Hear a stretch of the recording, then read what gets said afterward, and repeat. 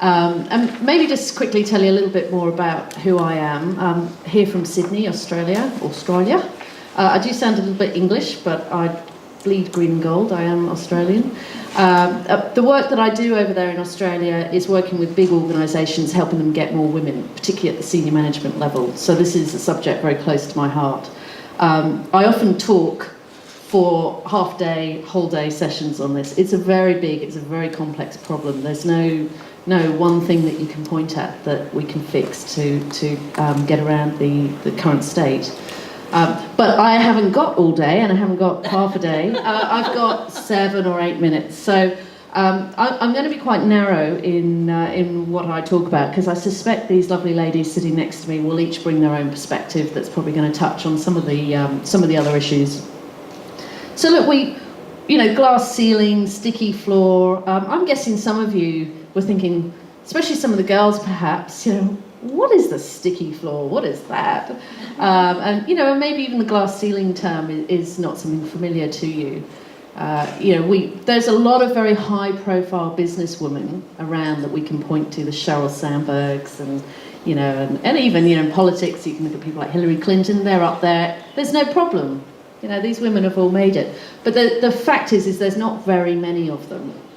And that's what we're talking about today. So the glass ceiling, for those of you that might not be familiar with that term, it's a sort of colloquial saying that has come into being that really refers to professional women, so women who are in sort of business careers.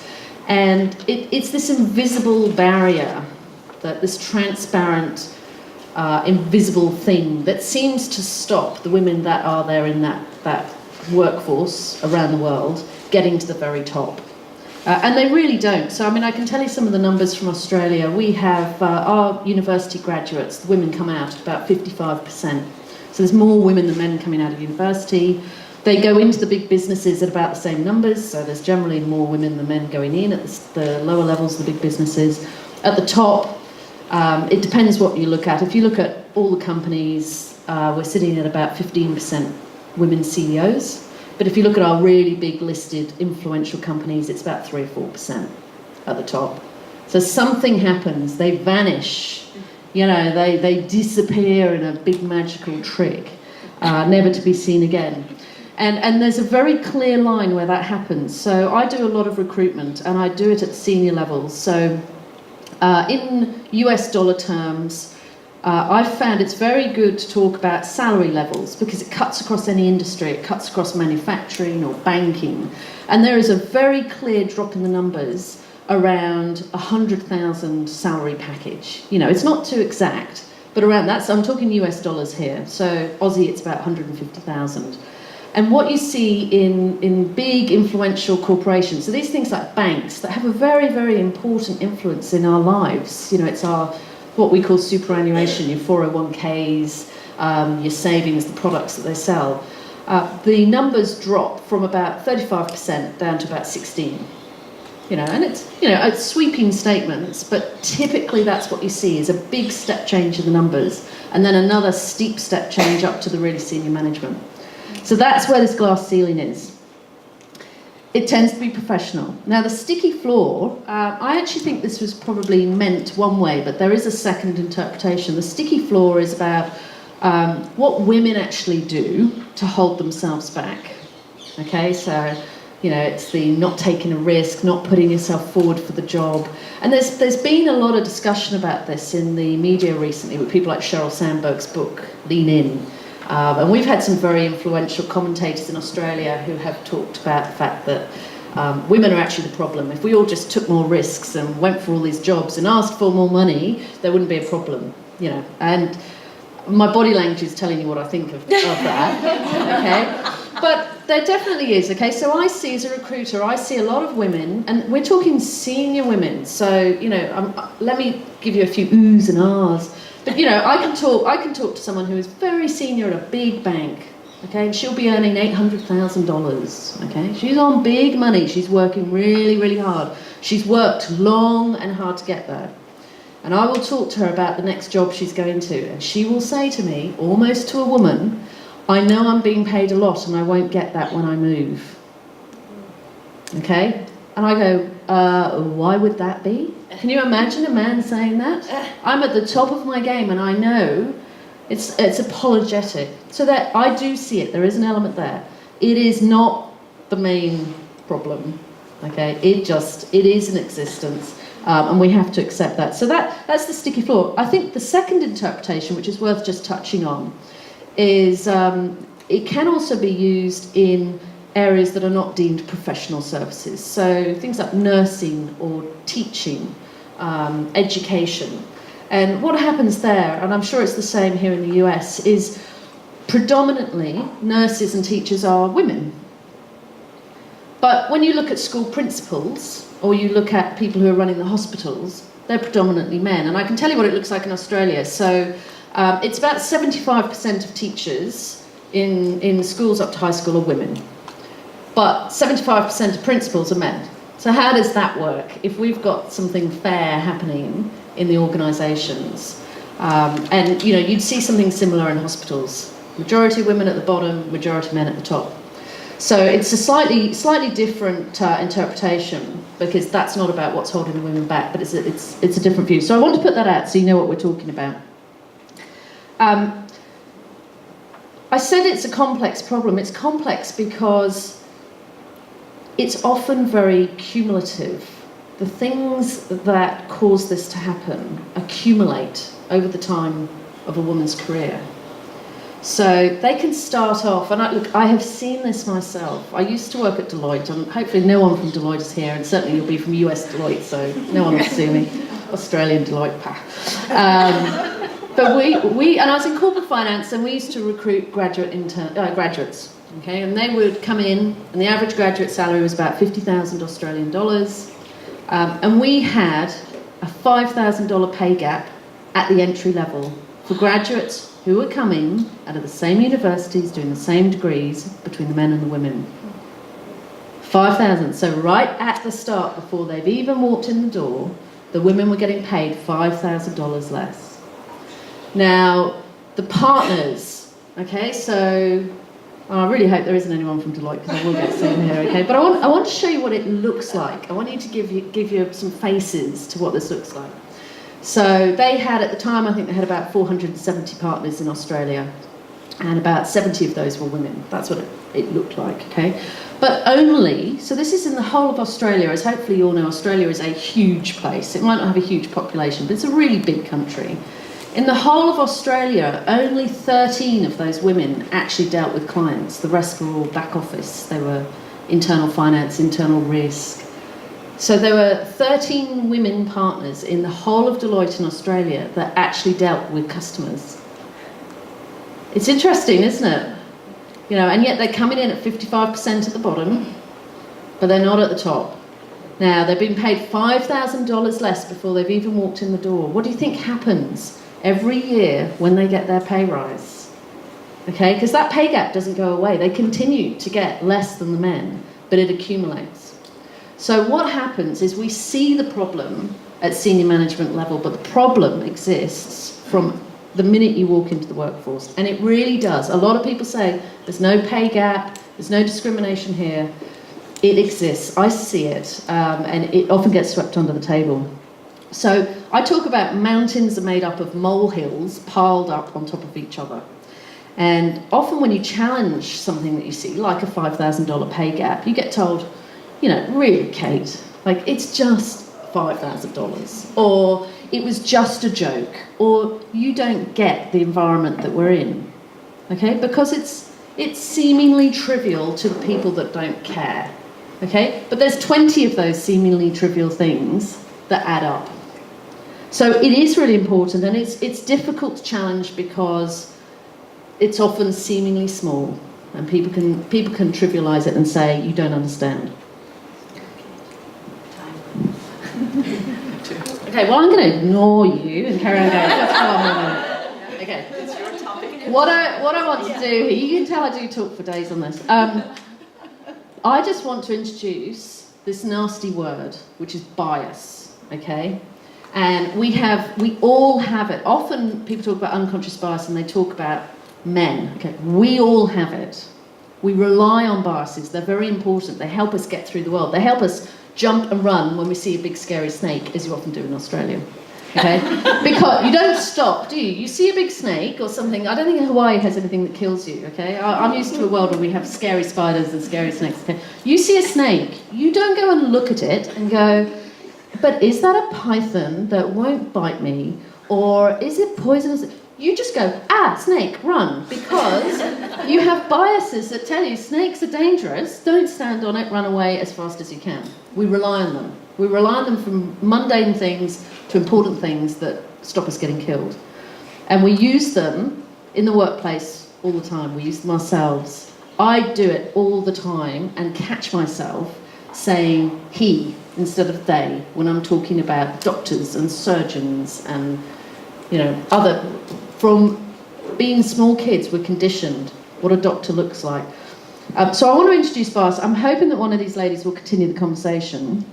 I'd really like to encourage you to, and I'm happy to send you a link, there was a really great video that I saw recently, which was a group of small kids. They must have been 4 or 5. They were so cute. It was in the UK, and they were in their school classroom, and they were asked to draw a fighter jet pilot, a surgeon, and a fireman.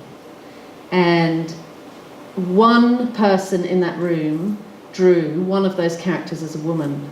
And then the teacher said to them, it's a gorgeous, gorgeous film. Then the teacher said to them, would you like to meet a real fireman and a real fighter jet and a real surgeon? They were like, yeah!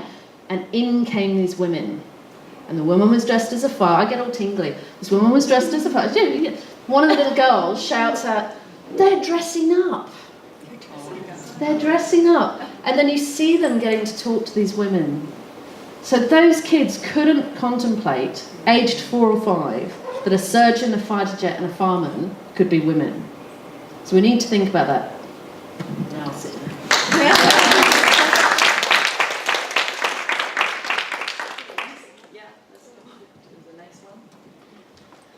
Aloha, I'm Kay Holly Coleman from the YWCA of Oahu.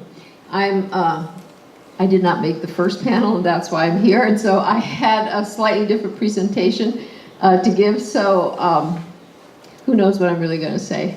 I brought a PowerPoint, which I never ever do, and I'm not sure whether it's going to be relevant or not. But at any rate, maybe we'll go a little bit on the PowerPoint just to give people an idea. So the YWCA, can you go up from the top? So the YWCA's mission, really, just very shortly in what I do, is empowering women and eliminating racism. You can go on to the next one. And we have 3 facilities in which we meet our mission. And they each have one is a residence, one is downtown, and the other one is camp and retreat. So they're very, very different. We're a nonprofit, as you know. I think you're from the YWCA too, no? No. Okay.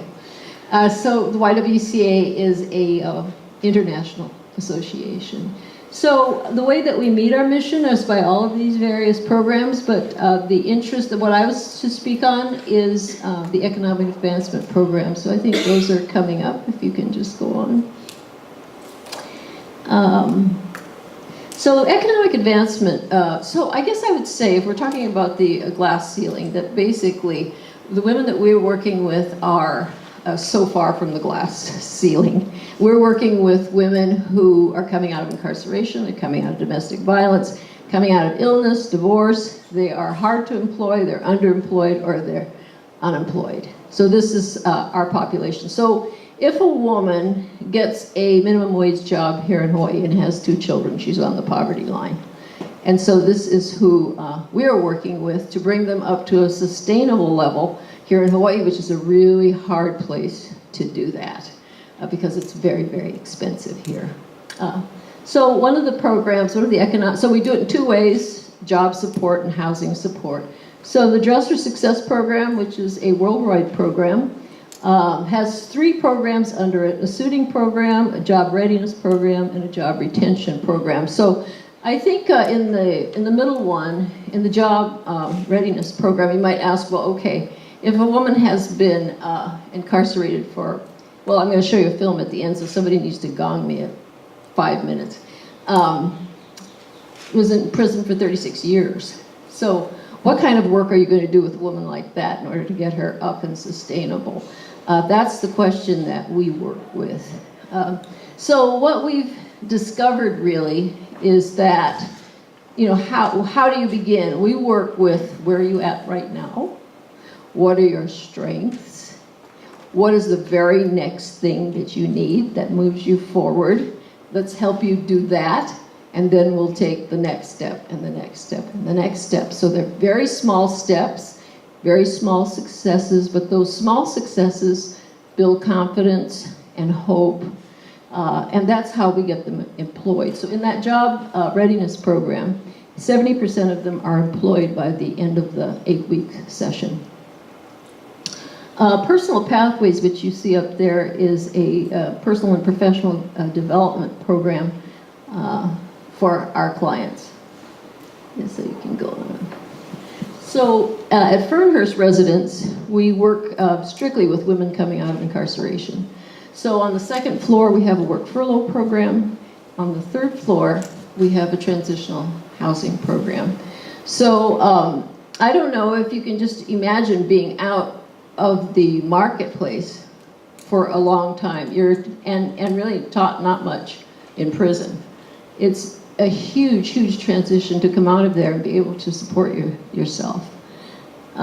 So in the work furlough program, one of the ways that we do it is through a progressive expansion of circles, where a woman comes in and she's in that very small circle, and as she gains confidence and skills, she's able to save money.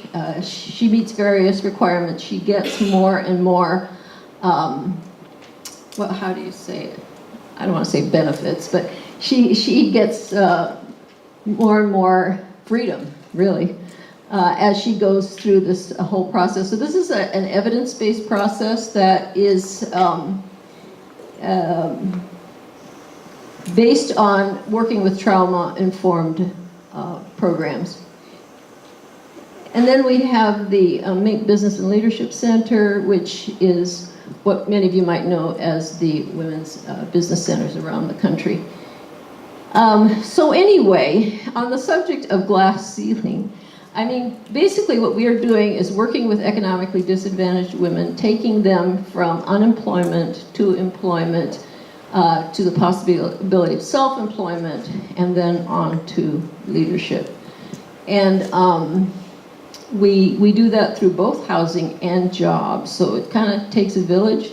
It takes all of our partnerships to be able to accomplish that. And what inspires us is the families that are behind all of these women. Because all these women are mothers, grandmothers, and behind all of them are children. So I think I will leave it at that, and if you can play our video. This is a video of Marianne, and she was in prison for 36 years.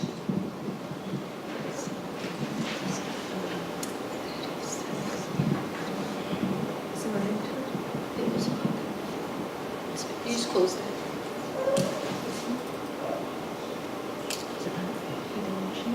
Oh no, it says Marianne videos. Oh yeah, Marion, right.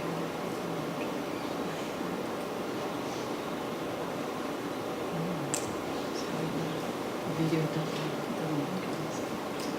It did, though, you played it. At the very beginning. I don't remember working. It's there. If you go there. Marianne. Just try it. Sorry. Oh, it doesn't work. It doesn't work? Yeah. Okay. Okay. Well, I'll just go ahead and pass for now then. We'll try and get the technology sorted so that we can show you at the end. So, e ngā mana, e ngā reo, e ngā rangatiratanga. I am greeting you in Māori. I'm from New Zealand, and I have just honoured the mana in this room and the words of wisdom that are being spoken by the women on this wonderful panel, and the leadership. I think Kate has done a fabulous job. Can you hear me, everybody? Speak up. I'll use the mic. Sorry about that. Thank you. Kate has done a wonderful job giving you a really good definition of the glass ceiling and the sticky floor. And I think hearing from Kehaulani some very practical examples of how support can really help you move through that. I'm a boring economist, and I'm just going to give you some data points as to why this really matters. A little bit of a quiz. Can anybody tell me how many countries in the world don't have legislated gender equality? So Kate talked about bias. Let's actually look at legislation. There's 193 UN member countries. Let's look at them. How many do you think might not have legislated gender equality? So a level playing field for all of us as women. Take a wild guess. 3/4. Slightly more. Any bid on 3/4? So we have 75%. Anybody else had a guess? This is 2016, ladies. Over 90% of countries in 2016 have at least one discriminatory law on the books. And I know because when I was at the World Bank, I started a project called Women, Business and the Law. And my husband, who's a lawyer, told me I was mad. He said, only a boring old economist would try to do that. But what's interesting is that as this research project every year documents the playing field, we can see that there is indeed a glass ceiling for women in over 90% of countries. Now, my next question is, are there any countries in the world where gender equality is actually a reality? And some of you may know about the World Economic Forum's Global Gender Gap Report, which has been documenting this for the last 10 years. Are there any countries in the world where gender equality actually exists in practice? Do I have any optimists in the room? You're right, there's none. So, in fact, this whole thing of the glass ceiling and the sticky floor is still a reality. And you know, the crazy thing about it is that it makes no economic sense. Some of you, and I know there's a number of bankers in the room, or ex-bankers like me, may have remembered back when there was a New York Times op-ed just after the financial crisis. And Thomas Friedman said, well, if Lehman Brothers had been Lehman Brothers and sisters, we wouldn't have had a financial crisis. And he was right. There is now so much economic data, longitudinal data, which shows that diversity brings a big increase in return on investment. So this is all about the business case. This is all about economic good sense. And yet, here we are without a level playing field. So I wanted to share some tips with you. I was very privileged a few years ago to write a couple of books for Random House on women in business when I led the Women in Business program at Westpac Banking Corporation. And I was just so lucky to interview some of the top women in Australia and New Zealand who actually gave their tips. So I'm going to read you some, but I've distilled it down into 5 things for today that I want you all to remember, especially those of you who are still at school. So I broke them up into B's and N's, not quite N's. So the first one is actually to be bold and back yourself. And I want to share just one little story. When I first got into the foreign ministry, I was so excited because I wanted to save the world, and I had just finished up my East-West Centre scholarship here 30 years ago, went back and was asked to take the notes for the Pacific Economic Cooperation Conference meeting. And I was so excited, it was my first note-taking job. And then my boss came over and said to me in a very, very quiet word, Amanda, there's a bit of a problem. The Americans have just realised that A. Ellis is a woman. And I said, oh, is that a problem? And he said, well, yes, because they're hosting the meeting at the Wellington Club. And of course, the Wellington Club is an all-men's club, so you won't be able to go. And I looked at him with incredulity in my eyes and said, well, surely they'll change the venue. And he said, oh no, we couldn't possibly upset the Americans. And had I known then what I know now, it was actually illegal under US law for the Americans to be hosting at the Wellington Club. And so I stewed about this for about 3 months. I had sleepless nights, I'd done feminist theory here at UH Manoa, and I was thinking, am I a cop-out? I'm not saying anything. So I talked to a few people and they said, don't say anything. All the senior management in the foreign ministry belong to the Wellington Club. And if you say anything, you're only a diplomatic trainee. the end of your year, you won't be confirmed. So my first lesson had to be true to myself, had to be brave. And I really just was breaking down. So I went and saw the Secretary of Foreign Affairs, and I explained my predicament. I said, I'm going to have to resign. I cannot stay. This organisation isn't consistent with my values. And she said, well, Ms. Alice, rarely do I allow a diplomatic trainee an interview with the Secretary, but in your case, I shall make an exception. Just don't tell anybody. So in I went to see Mr. Norrish, and I explained what had happened. And he looked at his feet, and he looked at the ceiling, and he said, well, Ms. Alice, I propose the following to you.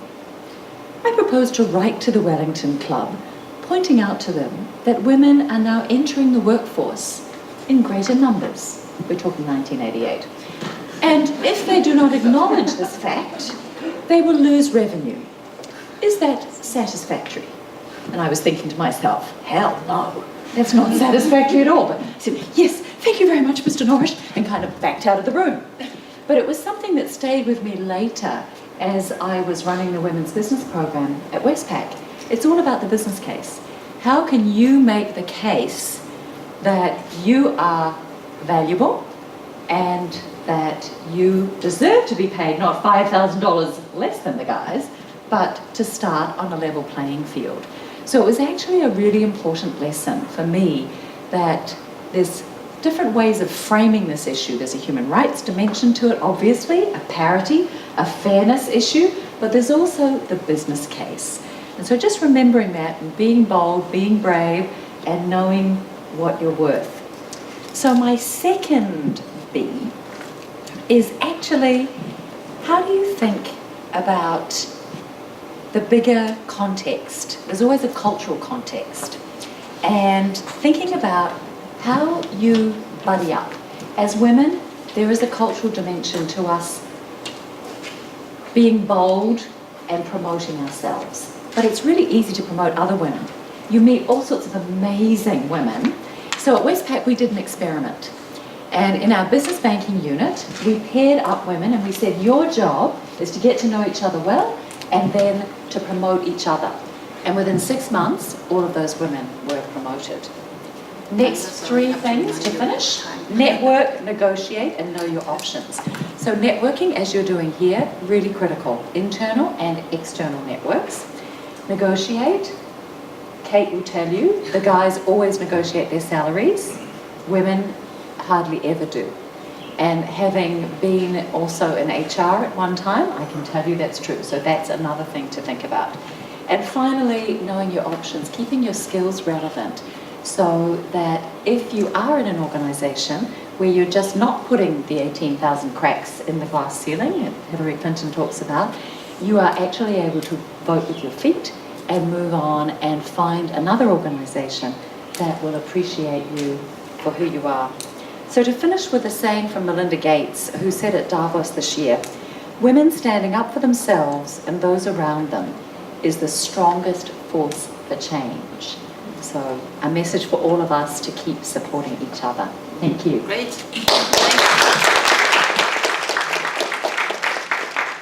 Our next speaker, Connie, please go ahead. Well, these have been fantastic comments that have been made so far, and I think I'm going to kind of throw away some of my notes and try to make them relevant to you, because a lot of what has been said thus far, I think, is quite relevant to how women can break the glass ceiling or get off the sticky floor. First, I probably ought to tell you just a little bit about myself. I know most of you are from Hawaii, but I was born and raised here, and am now the president and CEO of Hawai'i Electric Industries. And so we are the parent company and the publicly traded company that owns Hawaiian Electric Company, that serves all the islands of Hawaii except the island of Kauai. So 95% of the state is our service territory. We provide the electric service. And then we also own American Savings Bank, which is the third largest bank here in the state. A lot of the case has been made for the fact that women don't get to the top. I fortunately have gotten to the top because Hawaiian Electric Industries is the largest publicly traded company here in Hawaii. But I will tell you that nationally within my industry, there are probably now about 60 publicly traded electric utilities, and there are maybe 3, maybe 4 of us who are women who are CEOs at the top. When I first started at Hawaiian Electric, there were no women officers. The highest woman was in a manager's position, and she was the union liaison. And so oftentimes you find in a compliance type function that they have almost had to put women in. I think that's part of what Amanda experienced when you were at World Bank. Institutions are not supposed to discriminate, but sometimes they do. And there actually was there was only one Asian or non-white officer, and he was a Japanese gentleman who had the regulatory function. Again, one that would interface with government where government is not supposed to discriminate. And I looked at the workforce, and actually in a way, maybe it wasn't so unusual that a woman would not be in an officer's role, because Hawaiian Electric is very engineering oriented, since we provide electric service, and women generally have not gone into the so-called STEM areas. So 75% of our workforce was male. And so the numbers there, you would say, well, maybe that's a reason that there weren't that many women officers. But then when I went over to our banking side and was president and CEO of American Savings Bank, banks are kind of the reverse. And 3/4 of our population there was actually female. But there weren't any women officers there either. And so something truly was happening. But a few years ago, someone asked me, did I feel like I had been discriminated against coming through in my career? And I actually had to think long and hard about it, because, just from those statistics and some of the other statistics that you've heard today, I probably did encounter discrimination. But I didn't feel that way. And I didn't think that I had been discriminated against. And so I think a lot of it is that sticky floor, the beliefs that hold us back, and we are our own worst enemies. And so you need to have that frame of mind and that attitude that says you can do what anybody else can do. And you deserve to be in any one of those positions. I think I was helped because my father had said to me when I was a young girl, you should go to both business school and law school. And I do now have an MBA from Stanford and a law degree from the University of California, Hastings, and I practice as an attorney. I asked him why, and he said, of course, business is good because then you can run a business.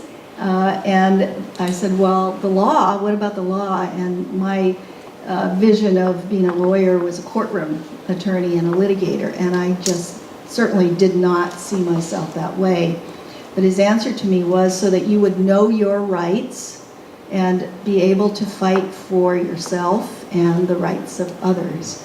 I think you've kind of heard that already from some of our other speakers, that you have to feel like you are as entitled as anyone else, and then you have to ask for it.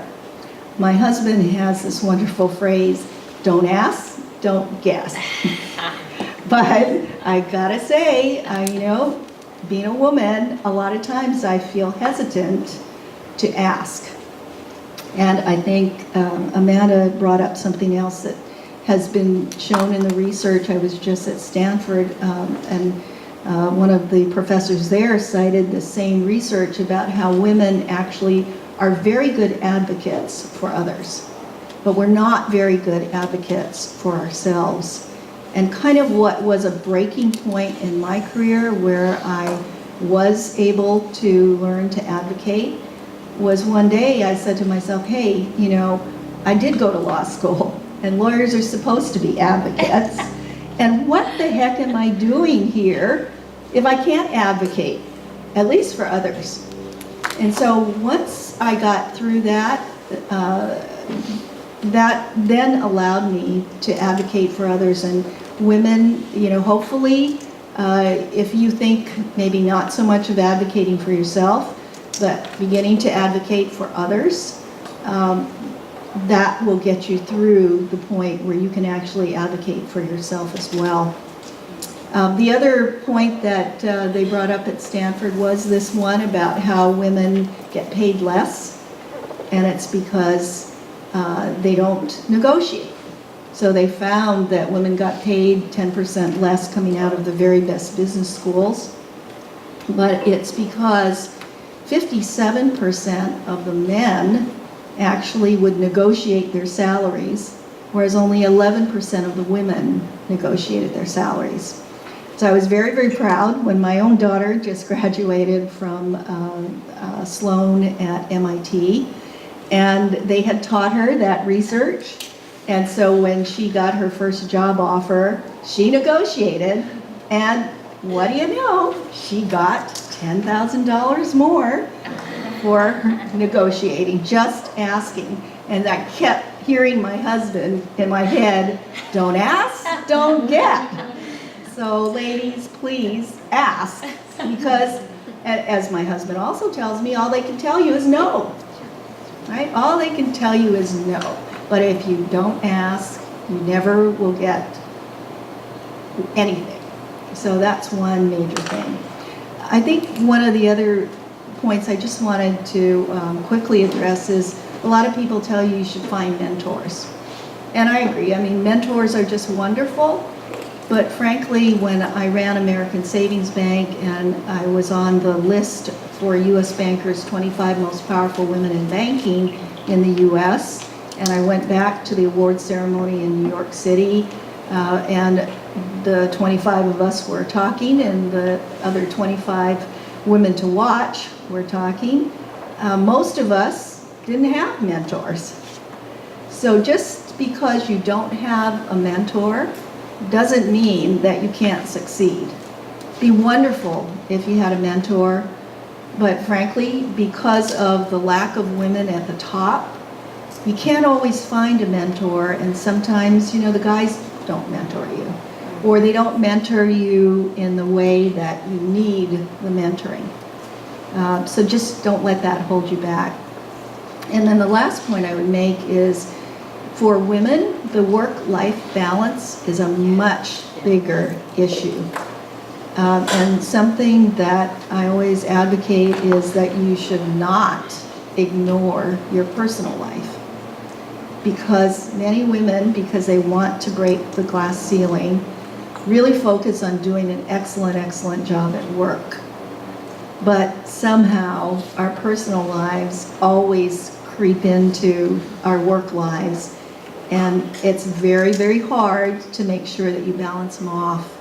So don't ignore your personal life. If you've got something going on in your personal life, whether it's caring for an aging parent or a relationship that's really important and you need to spend more time talking to that significant other about the balance in your lives and how you spend your time, do it. Because if you ignore it, somehow it always creeps back in. And I've seen that over and over and over again with many women at our companies who are great candidates for promotion, but when they take it and they have some personal issue, it just derails them. And it's better to pass up a promotion and attend to that personal issue, and then when you're ready, move on. Because when you take that job, you really have to perform and you have to do a good job. The other thing I tell our managers on the management side is, just because a woman turns down a promotion, don't write her off. Because most women, you know, if you are just about to have a kid, you know, you chose to bring that child into this world. And so that has to be your first priority. But it doesn't mean that when that child gets a little older and he or she goes off to kindergarten, that a woman may not be ready for a promotion. And you don't even have to wait till kindergarten. They go off to preschool, or daycare. But you've made some arrangement that works for you and works for your personal life. You can be ready to move on. So I'm going to stop there because I'm sure you all want to have some dialogue with us, and that's probably most important. So turning this over to Sabrina. Aloha. Sorry, I'm not going to stand because I have notes. And I want to, these wonderful panelists have said so much of what I was going to say, so I'm just going to kind of highlight a few things. So one of the topics being the countries that don't have laws that don't allow discrimination. Of course, the U.S. is one of those countries that supposedly has equal rights under the law, but even in our country, we still do have a glass ceiling and a sticky floor. But the first step, if you're not from a country that doesn't if you're from a country that doesn't recognize equal rights, the legal change is extremely critical. And I can tell you that, in my view, the most important law that ever passed for women's rights, one of the most important after, of course, women's suffrage, was the 1972 amendment to the Title VII of the Educational Amendments to the Civil Rights Act of 1964. It's what you refer to as Title IX. Legally, it's now called the Patsy Takemoto Mink Equal Opportunity in Education Act, and it's really important to recognize that it was a local Asian American woman that shepherded that law through Congress, which basically said that no educational institution receiving federal funds can discriminate on the basis of gender. Recognized that in 1972, when that law passed, only 7% of all law school graduates in the United States were women, and only 9% of all medical school graduates in the United States were women. So recognize the impact of the law, and what Patsy Takemoto Mink, a local Asian woman who had the audacity to run for president in 1972, I think it was also, have the audacity to be bold and be brave and speak up when there's something wrong with the law. So in terms of mentorship, I agree.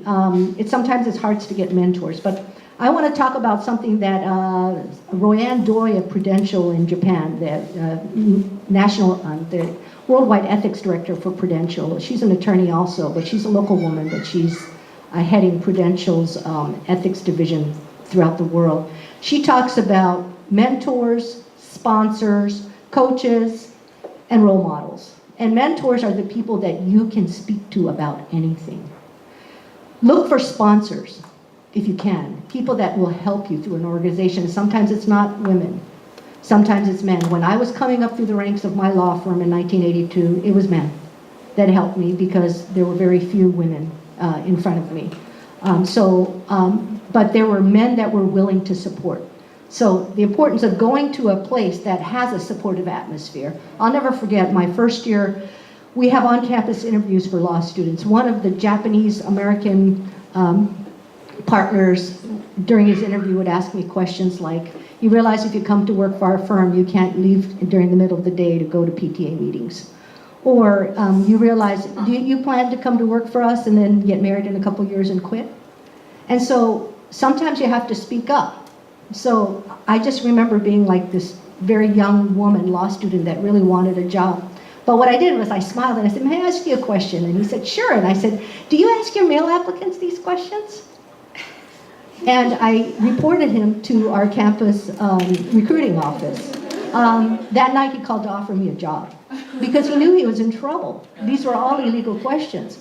But I said, thank you, but no thank you. And I went to a firm that was supportive and that had people that were willing to sponsor me, to help me through the ranks, that wanted to elevate women, to help women get ahead. And these were male partners that really, really helped me. So and in terms of the sponsors, I found ways to try to approach them so that they would get to know me more. It helped. I played basketball for UH, so it was helpful. All the statistics show that women that play sports do tend to do better in the business world and also in the law.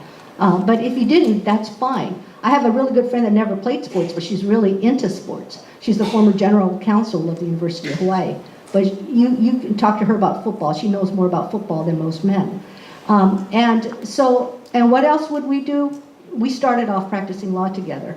The male partners would have lunch in one of the conference rooms. We'd grab our brown bag lunches and we'd go in there and we'd sit down with the male partners at lunch.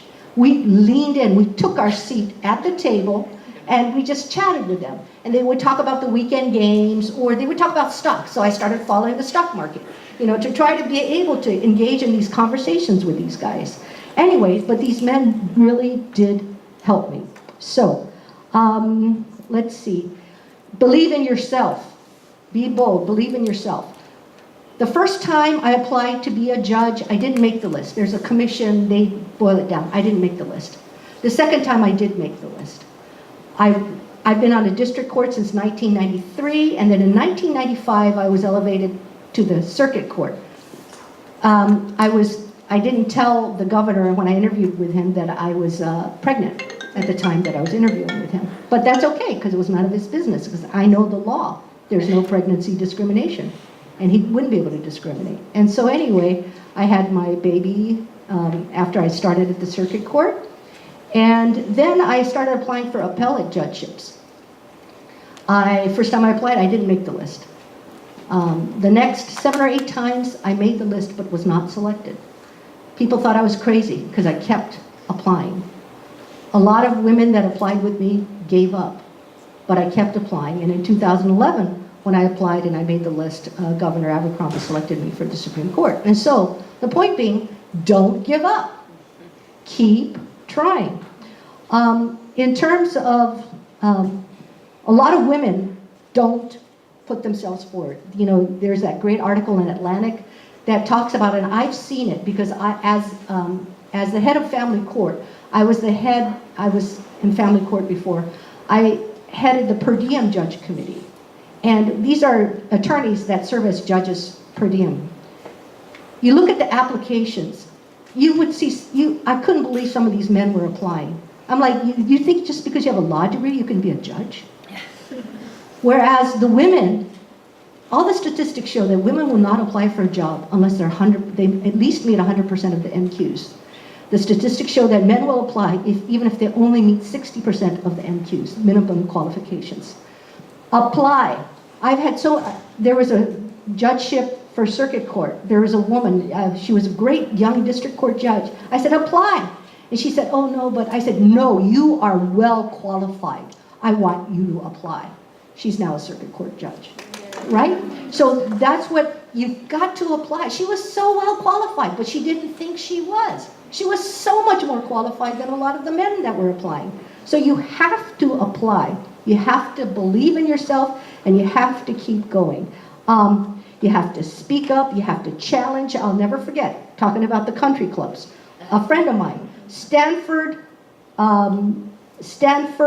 golfer, Hastings Law graduate, Waialae Country Club had a policy. You can give your membership to your son, but not to your daughter.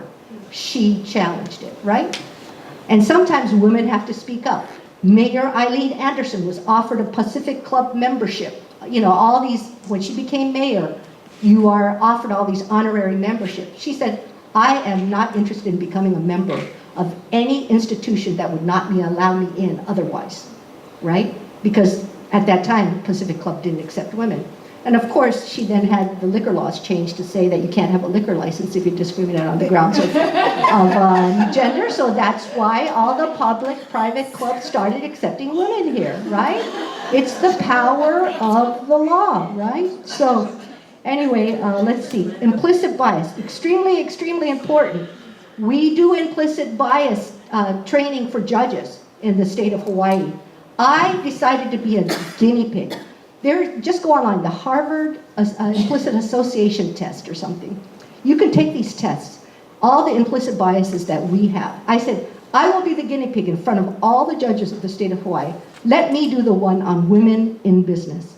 And it showed that even I have implicit biases about women in business, women in leadership. It's the way we work, it's all implicit. It's important to recognize it, and it's important for people to talk about it and have people recognize that it exists. Okay, so finally, support each other. We need to support each other. Don't believe in the myth of the catty woman. Read that Sheryl Sandberg recent article on the myth of the catty woman. That's a myth. Women, do not think that there's only one seat for a woman. We can all support each other. I was on a panel recently with Bettina Maynard. She's the CEO of Architects Hawaii. When she started, she was the only woman. And she's now COO, CEO. I think they have more than half women now. They have so many women architects at that firm now. So anyway, we can all support each other, and I look forward to all you young women. Just don't hold back. You can make it. You can do whatever you want to do. Believe in yourself.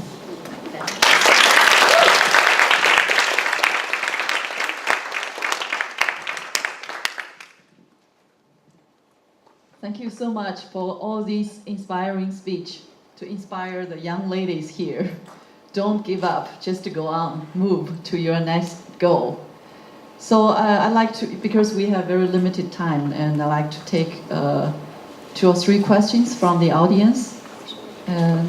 Oh yeah, okay. I have more of a, I guess a comment to add to the discussion, that I think it's important for women to support each other. However, I also think it's important to support men who want to take on different roles that generally are not masculine, such as wanting to, you know, when people, I work in HR with Lisa Sakamoto, by the way, Connie, you know her, but so, you know, a lot of men say, well, that's just maternity leave. No, it's not maternity leave, it's FMLA leave, okay, for the birth of a child. You can take up to 12 weeks as a male or a female for the birth of a child.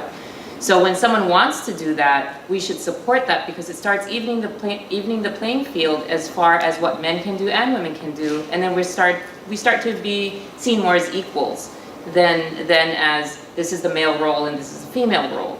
And so I think that part is something that's really important in the employment culture, to start breaking the glass ceiling, is to really, you know, and even as even for women, you know, when you have a baby, oh, well, take all the leave you can, you're not going to get this. I decided to come back after 6 weeks because that was my choice, okay, because I felt that was what was right for me and my family, and my husband stayed at home with the baby, okay. So I think that things like that, the mommy guilt, and, you know, it doesn't have to be one way. There's many ways to do something, and there's that works for each individual family. So don't, my whole thing is, don't get stuck in the norm, you know, and break that norm, because I think that's what's going to help in the long run. Good point. Yeah, okay, you share your. I just add one quick comment. If you do want to get to the very top job, to the CEO's job, you cannot discriminate against anybody. And so while we're talking about making sure that women have a level playing field, you also have to promote, as our person here just commented, everybody, so that everybody succeeds, and we all win when everybody succeeds.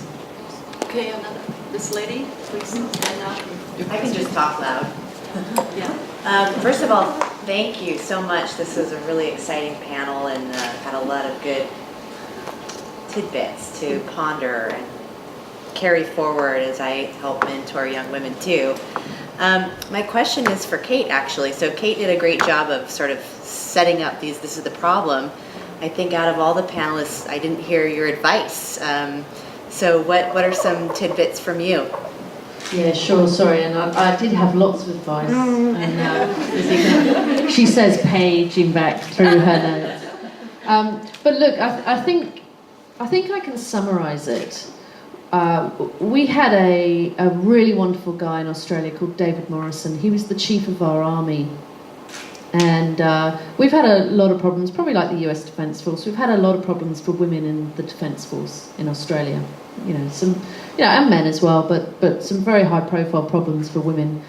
And there was one, and without going into it, other than it involved sex and, you know, lots of men and emails, and it was very nasty. And he as chief of the army and I know him well, and I love him dearly. He's about 5'5", so he's short. And overnight, he didn't go and have a committee meeting about what to do. He put his combat fatigues on, and he filmed a video, which if you Google David Morrison Army, it'll come up on YouTube, top of the list. He put his combat fatigues on, not his General Morrison uniform. He put his combat fatigues on, and he said, essentially, if you want to behave like this, get out of my army. The behaviour that you walk past is the behaviour you accept, and this behaviour is unacceptable. And it was just this overnight viral hit, because he hadn't paused to be politically correct and check with the media. He just did it, and he put it out there, and he said, this is my army, and this will not happen. The behaviour that you walk past is the behaviour that you accept. And so it sort of echoes what Sabrina said about challenge, in fact, what a number of people have said. And so I put that challenge out to you, which is challenge yourself about your bias, okay? Think about, in the really important processes that you are involved in that can affect people in your organisation. So those are recruitment and performance management would be top of the list, okay? You accept you're biased. Okay, go and do that Harvard IAT test. Okay, it's called the Harvard IAT, and it's the gender career test is what you need to do. Go and do it. It'll take you 10-15 minutes. It's fabulous, and it will show you have biases. Okay, so you need to make sure when you're doing recruitment, when you're doing performance management, that you have enough women represented in the pile that you're selecting from. So critical mass is 30%. So however many people you're assessing, are there 30% women for you to make an even judgment about their performance or whether they're suitable for that job? Does your selection panel have men and women and ethnicity? You know, is it a diverse group that are not going to look for people like them? Because that's why typically, and I keep having to refer back to Australia, but our senior management is white, male, over 55. And you can drill into some slightly funnier things, like I know that Malcolm Gladwell looked at how many CEOs in the US are over 6'2", you know, but they represent something like 14% of the population, but I'm making up the numbers a little bit now, you know, 60% of the CEOs are over 6 foot. We have so many biases. If you become conscious about them, then they're not unconscious biases anymore. So challenge yourself, particularly in recruitment processes and performance management, because that's what people get paid on, and that's how they get promoted. And then secondly, challenge the people around you and the organisation that you work in. You know, don't be afraid. We heard the example from Amanda. Like, the behaviour you walk past is the behaviour you accept. You see something happening that is going to impact on that person's career. And I say person because it could be the man who wants to take parental leave to look after his kid. You know, because not all women want to stay at home and look after their kids. You know, and not all men want to go to work and not look after their kids. So if you see it, challenge it, because if you don't, who will? You know, I think that, and I can't quote it properly, but there's a good Rudyard Kipling quote, which is, you know, if not now, when? If not you, who? So challenge yourself, challenge others around you. One more last question. This is kind of a random question, but if anybody wants to tackle it, what would your advice to Hillary Clinton be? I